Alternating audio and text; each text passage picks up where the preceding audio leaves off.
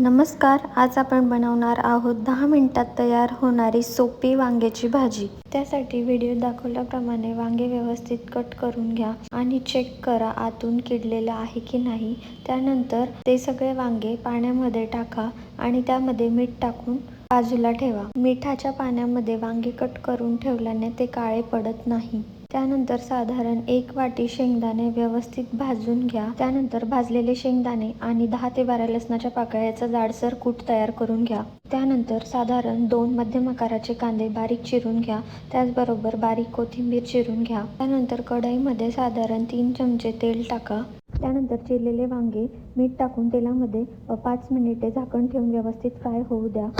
आणि चॅनलवर नवीन असाल तर नक्की सबस्क्राईब करा। मी रोज एक नवीन रेसिपी घेऊन येत असते। आता फ्राय केलेले वांगे एका दुसऱ्या प्लेटमध्ये बाजूला काढून घ्या आणि उरलेल्या तेलामध्ये चिरलेला कांदा टाकून कांदा व्यवस्थित फ्राय करून घ्या। त्यानंतर त्यामध्ये साधारण 1 चमचा लाल तिखट, 1 चमचा कांदा लसूण मसाला आणि तुमचा घरगुती मसाला जो तुम्हाला आवडत असेल तो आणि अर्धा चमचा हळद टाकून व्यवस्थित फ्राय करून घ्या। त्यानंतर त्यामध्ये शेंगदाणे आणि लसणाचा केलेला कूट ॲड करा। त्यानंतर त्यामध्ये आपण फ्राय केलेले वांगे सगळे ॲड करा आणि साधारण 1 ग्लास पाणी टाका आणि व्यवस्थित वांगे शिजू द्या। या रेसिपीसाठी लागणारं साहित्य आणि प्रमाण मी डिस्क्रिप्शनमध्ये दिलेलं आहे, ते नक्की जाऊन चेक करा। साधारण 5 ते 7 मिनिटांनंतर कमी गॅसवर वांगे व्यवस्थित शिजवून घ्या। त्यानंतर व्यवस्थित तेल सुटल्यानंतर त्यामध्ये वरतून कोथिंबीर टाका आणि वांग्याची भाजी तयार आहे। आणि व्हिडिओ आवडला असेल तर नक्की लाईक करा आणि चॅनलला सबस्क्राईब करायला विसरू नका। भेटूया उद्या एका नवीन रेसिपी सोबत।